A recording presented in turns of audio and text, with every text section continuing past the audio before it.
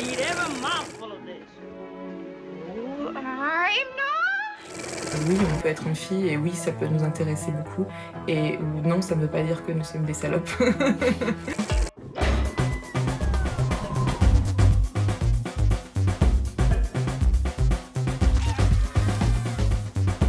Hello and thanks for joining us for our weekly film show.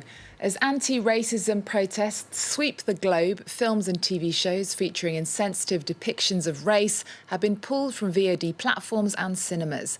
The 1939 classic Gone with the Wind has found itself in the spotlight, with some people calling for it not to be shown anymore. The Grand Rex Cinema in Paris planned to celebrate the reopening of cinemas nationwide by showing the famous film, but Warner Bros. Decided to withdraw it. Is this romance set against the backdrop of the American Civil War too insensitive to the horrors of slavery to be shown today? Olivia Salazar-Winspear has more. Gone with the wind, or quite literally swept away by a tide of dissent from the HBO platform. The broadcaster says it's a temporary measure to allow them to contextualise the film, which features, quote, racist depictions which were wrong then and are wrong today.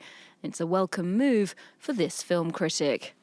It's always been problematic, and what I've never really been able to understand is how modern film critics haven't been able to simply look back at that movie and call it out for what it is. No one goes and looks at a film from 1939 just to be entertained that day.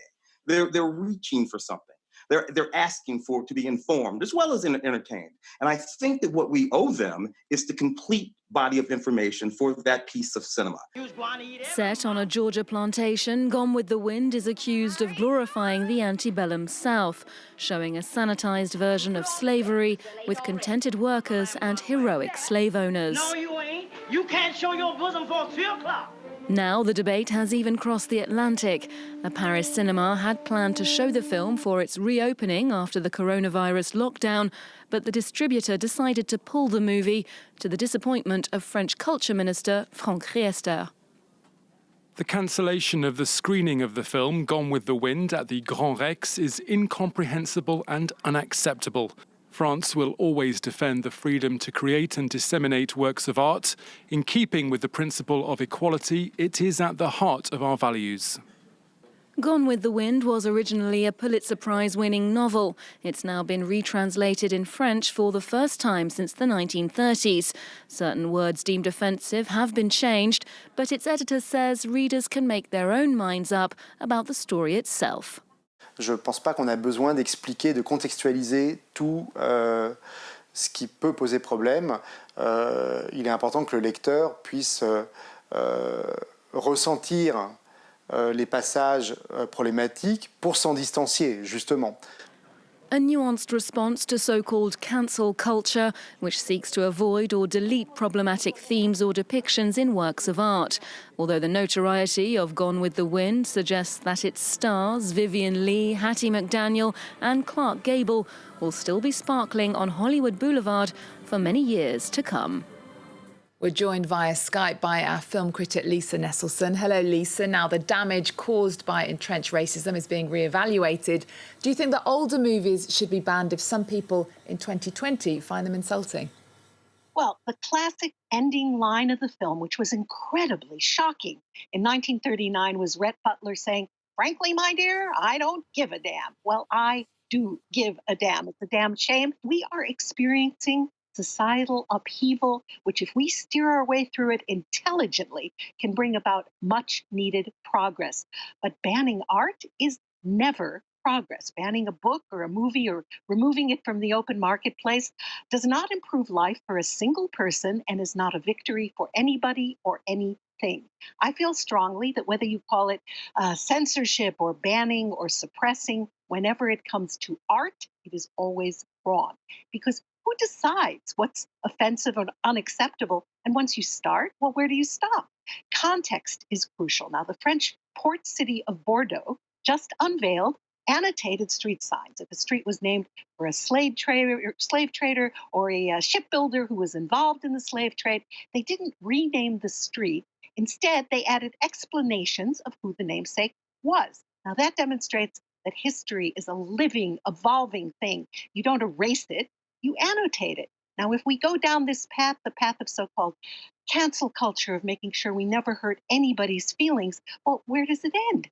Can we look at the pyramids in Egypt? Because those magnificent structures were definitely built with slave labor. You'd really have to be stunningly naive to believe Gone with the Wind is an accurate portrayal of plantation life or of war or of slavery. It is the story of a spoiled brat, Scarlett O'Hara, who is a white woman used to getting her way, but who ends up trying not to starve to death while toying with the affections of two men. It's hard to imagine for us just how popular this film has been for over 80 years. Well, it's certainly an interesting debate. We're moving on to something totally different now. Out this week on the virtual cinema platform Le 25e Heure, and in cinemas when they reopen on the 22nd of June, is an award-winning documentary with an attention-grabbing name. Tell us about My Name is Clitoris. Well, as I said, Frankly, My Dear, I Don't Give a Damn was incredibly shocking back in 1939 when, can you imagine, the censors insisted on taking out the word diaper and the word belch from the Gone with the Wind screenplay. Now, if those words were considered too crude for audiences, then clitoris never stood a chance. But the clitoris has arrived, and it turns out it absolutely deserves the big screen treatment it gets here. This is a wonderful documentary, and if you're tittering at home, stop it. The film received funding from the Belgian government and won a Magritte as Best Documentary. Nothing surreal about that. Well, let's get a glimpse of the Belgian documentary. My Name is Clitoris. Moi, je dirais les premières sensations, c'était en primaire, à la piscine. Est-ce que tu te souviens si on t'a parlé du clitoris en classe? Je me souviens que non. Il est grand, en fait. Enfin, ça vient jusque-là, je crois. C'est la taille d'un pénis. C'est la même chose. C'est la taille d'un pénis. Ouais, qu'on a à l'intérieur. 11 cm. Enfin, 11 d'un petit pénis. On le sous-estime complètement. Ouais. Mais non. So, Lisa, is this film just young women talking about sex? Sort of, but the result is entertaining, informative, very well edited, frequently funny, and sometimes touching. Dozen young women aged 20 to 25 speak frankly about their sexual awakenings and the only organ in the human body that exists solely to provide pleasure. Ladies, evolution seems to be on our side. They share their first stirrings of sexual sensation as little girls, and the way nobody ever seems to discuss how not just boys, but also girls masturbate. Now, I knew that Jewish scripture says that a man has an obligation to give his wife pleasure. But I did not know what a woman in the film says, which is that in Judaism, it's okay for women to masturbate, but it doesn't say it's okay for boys. Interesting. There's a really fun animated interlude and also a sneaky segment where women stencil and spray paint clitorises on walls, much the way people have been drawing penises on public surfaces, probably since the days of the caveman. Especially clever is juxtaposing two things that took place in 1998. An accurate anatomical model of the clitoris in its entirety was first produced, and France won the World Cup. It's very funny how commentary about that soccer victory and about the clitoris turn out to have a lot in common. Sounds like it's something we definitely all need to watch, Lisa. Next, the world's largest film festival devoted entirely to animation takes place each year here in France in the lakeside town of Annecy. This year, the festival is virtual. It's a beautiful place. It's such a shame that we can't go. Tell us more, Lisa.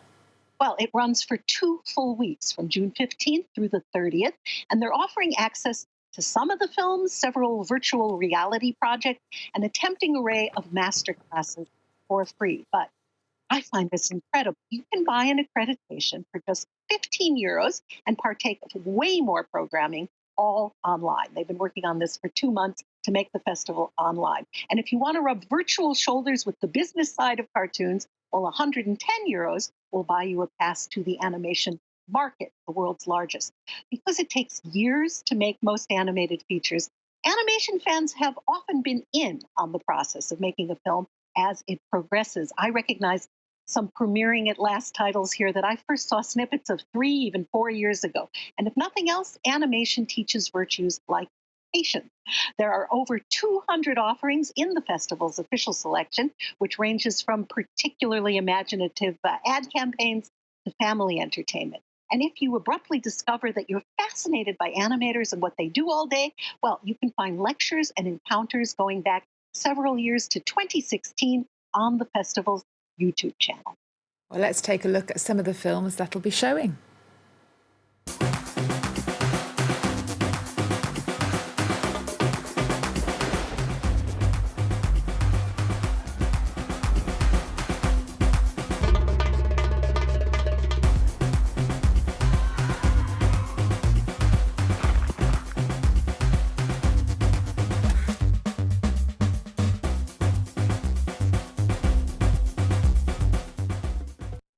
Well, speaking of animation, those adorable yellow creatures called the Minions are the work of French animators. Once the COVID-19 crisis hit, the Illumination studio had to halt work on their next feature starring the characters made familiar by the Despicable Me movies. Can Minions, Lisa, make children feel better about the new normal of social distancing? Oh, well, the Minions can make anybody feel better about anything. The studio just released a short film to remind kids they should try hard to behave themselves and be nice to others as we ease up on lockdown restrictions, but still need to be cautious. Now, since the animators are French, it's out first in French, but other languages are on the way. Now, I know a lot of people had their parenting skills put to the test these past few months, but no matter how much mischief your kids get into, it's probably nothing compared to the rascally Minions. And I'm not sure what the world is coming to when you can get more reliable health advice from Minions, which are imaginary drawings with silly voices, than from the current president of the United States. OK, Lisa, thank you very much for joining us. Now we're going to leave you with former villain Gru and his family and animated assistants. Remember our website, we're also on Twitter, Facebook and Instagram. There's more news coming up on France 24 after this. You can do video calls for all of your important meetings. What? Sorry. Or just have some fun. Okay, not that much fun. Now, this does not come naturally to me, but try to be kind to each other. This is a tough time for everyone. So, that's it. Stay home, stay healthy, and remember, we're all in this together. Some of the world's most influential people talk to France 24. Government cannot do much promotion of human value. Politicians. E acho que sem política não há democracia. Scientists, athletes and artists. Nous, les femmes, si on se serre les coudes, on peut vraiment avoir une action très très positive sur le monde. The American Film Festival in Deauville. Get all the insight. The government is still spying. And the voices that matter on France 24. Liberté, égalité, actualité.